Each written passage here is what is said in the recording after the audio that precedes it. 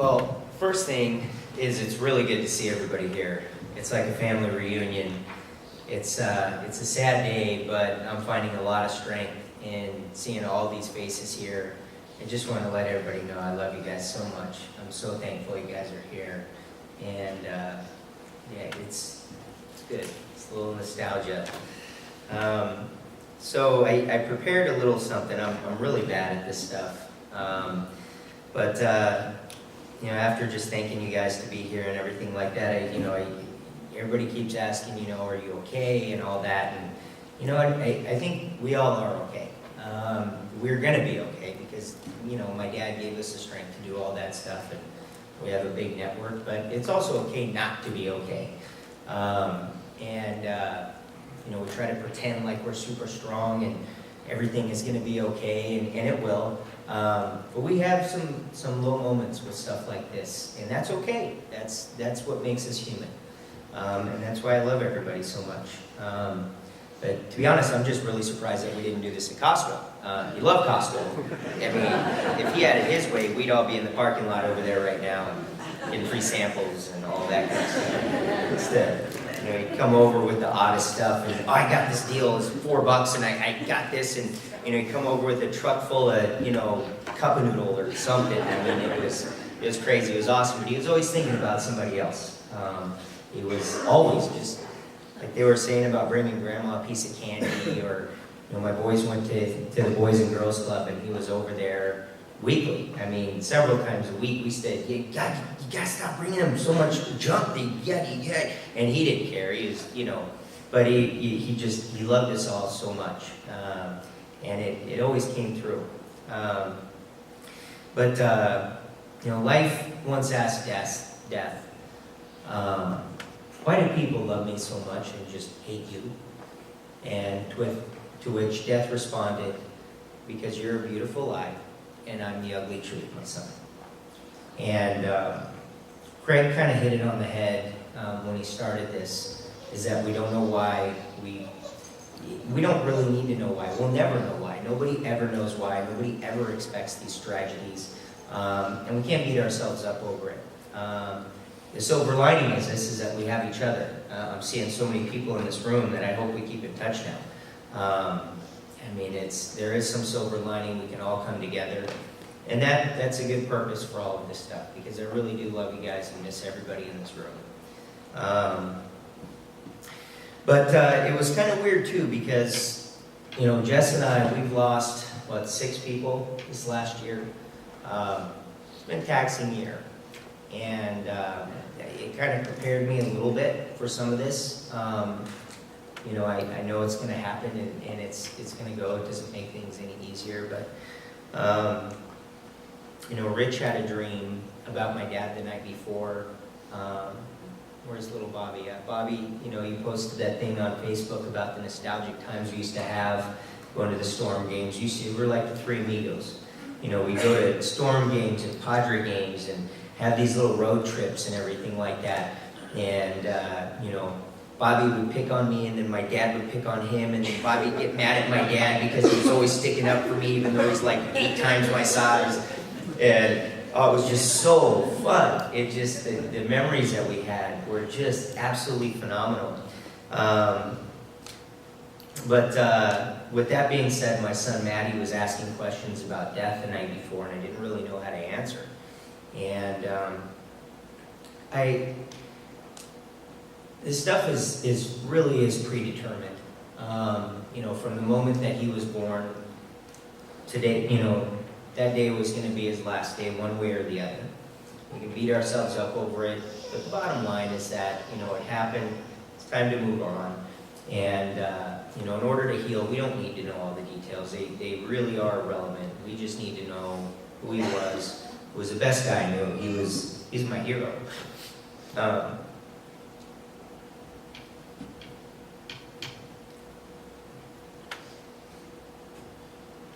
But what we do know is that heaven needed a hero, and he was called back home. And we got to be okay with that. And he's not here with us right now in person, but I know he's here. He's in our hearts. I see him every time I close my eyes. I can't, every time I see somebody that looks like him, it's, you know, it's like a double take, and my heart starts to go, and it's every day. And it's, you know, just those little lapses, and it's like, oh wait, you know, he's in here. So, but some of us had the privilege of knowing him really well, and some of us, you know, it was for brief moments, and he always had an impact on all of us. You know, he always left a permanent impact. My wife, Jessica, she put together the slideshow, and she did a great job, by the way. She just used to always tease me that, yeah, your dad loves me more than he loves you. And I was totally okay with that. I loved it. I love that I could share my dad with that. I was always so happy to introduce him to people, to call him my dad. I was just proud to be his son. But anyway, my dad had the uncanny ability to just absolutely command a room. And he touched everybody in it with his fun. He was so fun. Everything. People had all these stories, and I'm sure we're going to hear some more stories up here. But there's just too many for me to pick any. It was just constant, always fun. Made everything so light, no matter how bad things got, it was okay. And he made everything okay, and he gave you a perspective that was unique to him. And I appreciate that. But it didn't matter what type you were. You know, it didn't matter if you were a Vader. It didn't matter if you believed this or believed that. It didn't matter what your social status was. It didn't matter how you dressed, how you looked, anything. He had the ability, like nothing I've ever seen, to connect with people in a raw level that just made everybody adore him. And he made everybody's day brighter. If we could have bottled him up and put him in a bottle and made him an antidepressant, man, we would be rich, let me tell you. It would have just been fantastic. And when we had the 7-Eleven, you know, like I said, he was adored by the vagrants. He was adored by the badasses. Oh, excuse my language. Sorry about that. All the people. The elderly, the nerdy, the cool. You know, it didn't matter. Any of that stuff. They all loved him. And, you know, they always told me, well, you're lucky to have your dad. And well, I already know that. I don't need you to tell me that. He's awesome. But I was always so proud of him. And, you know, what he did and what he stood for. He's a man of integrity. He was a man of honor. He was always a man of his word. If he said he was going to do something, he was going to do it. And he never wavered in any of that stuff. But I was always proud to call him my dad, always proud to introduce him to people. And so, let me see what we got here. But, you know, it wasn't always rainbows either. You know, there were a lot of tough times that, you know, kind of are behind the scenes and things like that. And, you know, really the only time that I've ever seen my dad in a dark place was after Rex died. We all were. And, you know, it was a period of time when, you know, we kind of lost the glue to the family, and we all kind of scattered. Not necessarily in a bad way, you know, but we all kind of had our own lives, you know, created our own families and things like that. And, you know,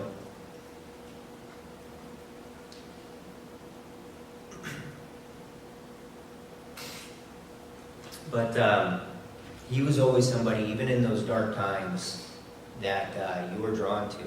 And it was so real and raw and genuine.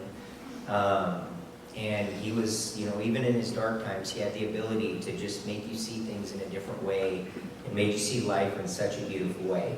And he always kind of kept me even keeled, not too up, not too down. If I ever got too down, he always could bring me back, and he always could do it immediately. He had that ability to do that. And he just had the ability to cut right through everything and just get to it. The other thing is my dad forgave everyone, for any reason ever. Even when we didn't deserve it, he did it. And he was always looking forward, and every single day, and boy, he could rip into you, let me tell you. But every single day was a new start. He wasn't dragging up the past or throwing things in your face.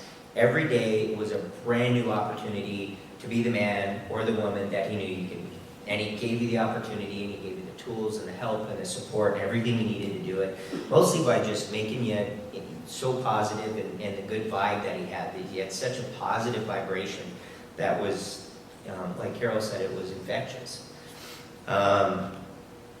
But he had a way of changing you, and the weird thing is that he never was really trying to change you. He knew what he could control and what he couldn't control, and in him doing that, it really had a profound effect to you changing, because he knew nobody was going to do anything they didn't want to do unless they made their mind up they were going to do it first. So he never tried to convince anybody to be a certain way or anything like that. He was just kind of the role model, and he was the rock, and everybody just kind of followed suit. You know, the one thing that I do remember with my dad is the one word that I can probably say would define him to me was just safe. I always felt safe, and in every way around him. But he was a beautiful, beautiful man. He was also a grandson, and he was your son, Grammy. And you guys did such a great job with all of this. I'm honored to be a part of this family and to be a part of this network. And I'm honored to have had the best dad anyone could have ever had. And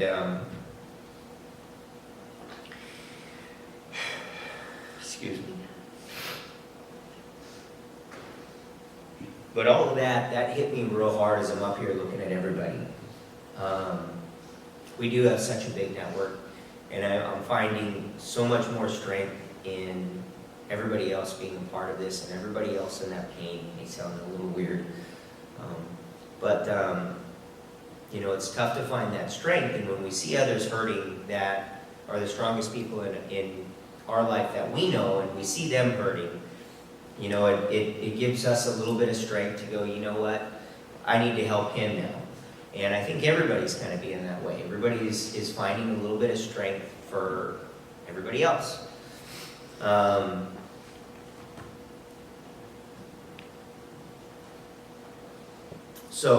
But I missed y'all a lot. You know, we may fight sometimes, but that's only because we have passion. And wherever there's going to be passion, there's going to be some fighting. And yeah, I don't really ever remember my dad fighting. He had a way of fighting that wasn't fighting. It was really weird. But, you know, he had a ton of passion, and he had a ton of passion for the family. He loved his grandkids so much. But also, I wanted to say that my dad loved his Carol so much. I've never seen him so dedicated. I've never seen him so happy as he was with you. And it was one of the happiest days of my life when you guys got married, just because I saw how happy he was. I loved it. And I loved you immediately. We stayed up all night talking. And you know, you're like the female version of him. I love you just like I love you, and or loved him. And we're not far. You still got me. I'm still your boy, and we love you too. But I know that if he could do this stuff all over again, and he knew what the outcome was going to be, he'd do it again. I know he would, because he loved you so much. You know, it was like serendipity, and not many people get that opportunity for that kind of joy and that kind of happy. And it's okay that this happened, because he found it before he left us. And I know he would do it all over again, and I know that he would want everybody to make sure that we loved you and kept in touch with you, because you were so important to him. So I'm also looking at a whole lot of people that probably owed him a whole lot of nickels and dimes and dollars in the little bets that we used to have. And it was never really about the nickels and dimes. It was always about bragging rights, because we were always talking smack. That was, you know, he was teasing Grandma, and it was the friendly competition. It was always so fun. And, you know, we always used to say, he's the only guy I never mind coming in second to. And, you know, it was like Uncle Billy used to say, coming in second in this group ain't bad. So I was always okay coming in second to him, because, you know, that's fine with me, man. You're coming in second in that's as good as it gets. And so many good memories with Sean, Christina, my brother and sister, and so many good memories of him teaching us how to, play baseball, how to fish. We used to go every Sunday back when I was a kid, and I was in the paper one time for it. And he was so proud. He was telling everybody about it, and it was fantastic. But it's no secret also, I want to say this really quick, that there are some broken relationships that have happened over the years in here, and this is a good opportunity as any to move on from it. It's what my dad would have done for any of us, and I know that we can do it. It's in all of us. It's not a problem. I was estranged from my mom for a few years, and he's the one that got us back together. I think there's a lot of pain for both of us. And he was the one that was always like, you know what, that's your mom, it doesn't matter, it's going to fester if you don't do this, you need to do it. And it was, he always was that kind of guy where he wanted everybody's relationships to be good. And but now I have my mom back. And I couldn't got through this first couple of weeks, or week, or whatever it's been. Time is kind of not of the essence right now, but we wouldn't have got through all this stuff if it weren't for my girls. My Penguin, my wifey Jessica, my mom, she's been fantastic, and my little girl Kinsley Faith, who has just been such a daddy's girl, and loving on me, and kissing on me, and smiling, and she just makes everything, she's that perspective. But anyway, Uncle Vic, Uncle Bob, going on trips with you as a kid, earning all the money for my first cars and everything like that. Uncle Vic, you're just Uncle Vic, just so fun. And you guys are like second dads to me. My other family too, on this side, I still have a mom and dad left, and they are my mom and dad. I love them so much. And it's been the same for them. So I still have some dads left. So that's good. But he had zero enemies. He never gave up on any of us. And my son Justice was really, him and Justice had a very special relationship. And it went beyond, anything. It was like me and my Gramps. It was like best friends, and I love seeing that too. And of course he loved the other kids, but Justice was older, so there's a little bit more of the, the stuff you can do when you're older. But he was always the first person I wanted to talk to about things. If there was something that happened, something going on in the sports or something like that, I was always thinking about talking to him. Hey, we gotta go and talk about it. Call him up and talk smack, or hey, what do you think about this? Oh, that's a stupid move. Oh, great move. Whatever the Padres and the Chargers were doing and all that kind of stuff. But anyway, he loved us unconditionally. He loved us for who we were. He always gave us a chance. And he was the epitome of unconditional love. And he loved so awesomely that it was like I said, a tool or a weapon. So anyway, we can use this to come together, and I think we have. We can use this to bury hatchets if there's any out there, because nothing's ever broken. We can rebuild these bridges, we can rekindle these relationships, and all it takes is a phone call. We all live in different places. It would mean a lot to me if everybody in this room created some new relationships out of this and rekindled